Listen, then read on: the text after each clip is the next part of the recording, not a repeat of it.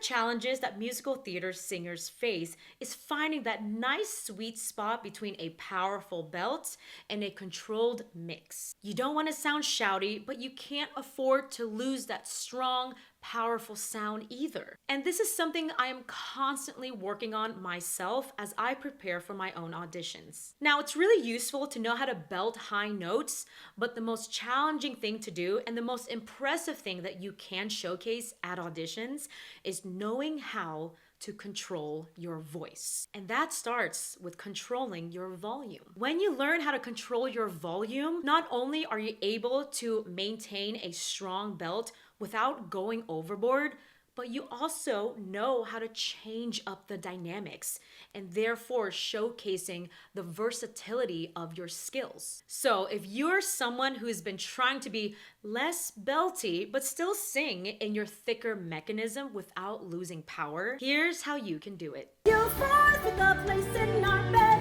You'll sleep in your office instead, with only the memories of when you were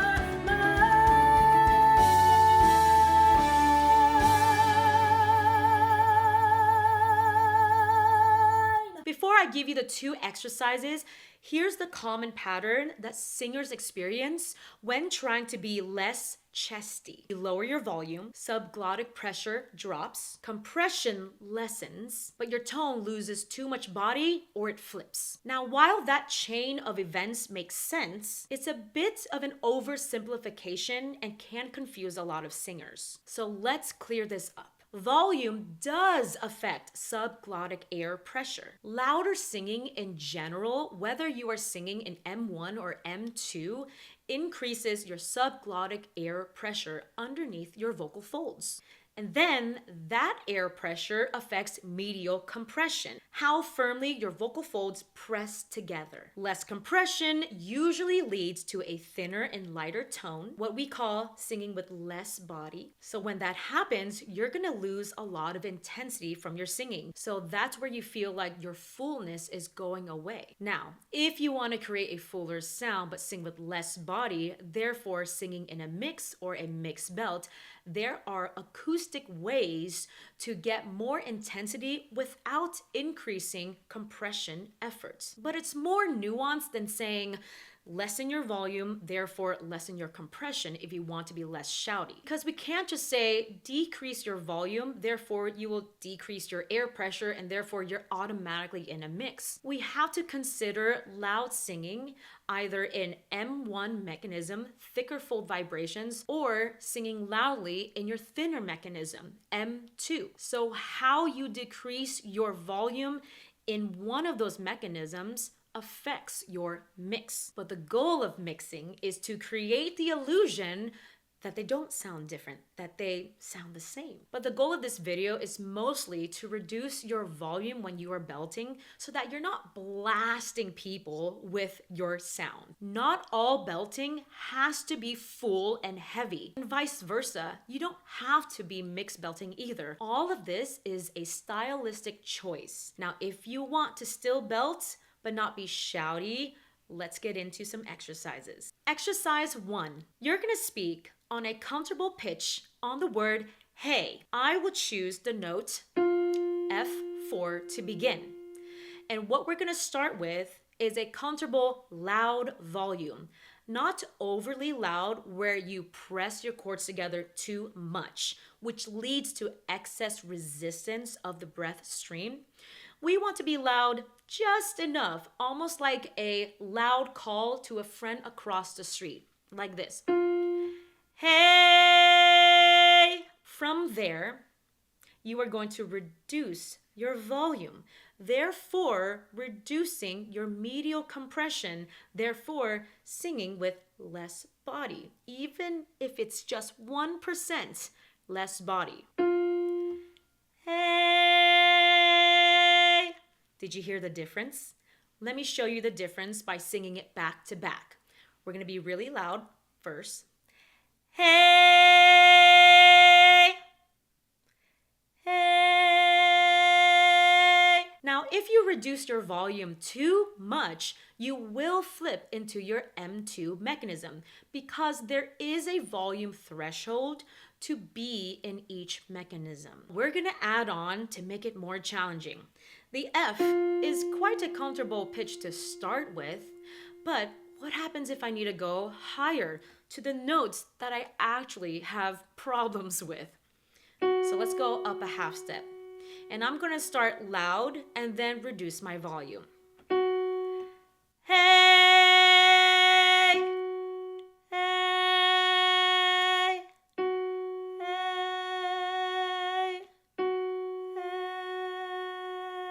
Right around there, I'm on the edge of being between M1 and M2. Okay, so anything above that, I would like to sing if the song calls for it. If I want that quieter tone, sure, I'll go with that. But right now, we're not talking about that. So let's go a little bit higher. Start loud. Hey,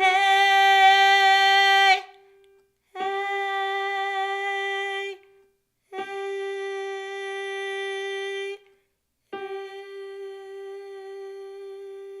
Notice how I'm starting to get a little shaky there because that's a lot of muscle activity trying to basically keep your vocal folds in a position that is not too pressed and not too loose. It's very detailed and it's very coordinated. And it's okay to feel this shakiness. We are in training mode. It's okay. You get the idea. You can go higher and higher if you need, depending on what your goal pitch is. Before we apply this technique to a song, let's go to exercise number 2. For this exercise, you're gonna work on crescendo, decrescendo. In classical singing, this is called Messa de voce. This is a great exercise to work on your volume control. Therefore, working on your compression control. You're gonna start on the ah vowel, a neutral vowel, and you're gonna start with a comfortable pitch. So just like before, I'm gonna start on the F, but we're gonna start at a softer phonation and then crescendo to a louder phonation and then back to the soft phonation very slowly. Crescendo means to gradually get louder. Decrescendo means to slowly get quieter. So here's what it sounds like.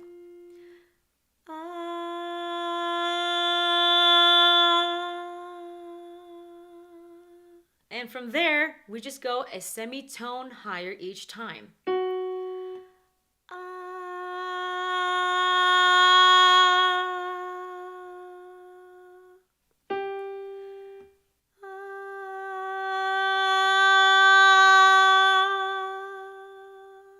Now let me explain what's happening with your vocal folds when you are doing this. When you start with a softer phonation, you are starting in a thinner mechanism. As you increase your volume, you're gonna slowly add more body to the vibration, and that is how you get a thicker sound. When you slowly get softer again, you are going to sing with less and less body until you're back to the thinner mechanism you started with. So now that you finished doing the exercises, let's apply this technique to a song. We're gonna use Burn from Hamilton as an example, and I'm going to go to the section where the tricky notes are happening, which is where the ending is, and then it leads into that big emotional climax that requires me to belt, but I don't want to be shouty with the belt, right? I want to mix my belt. I want to work on The World Has No Right to My Heart, and it starts on that A. And that A is very challenging for me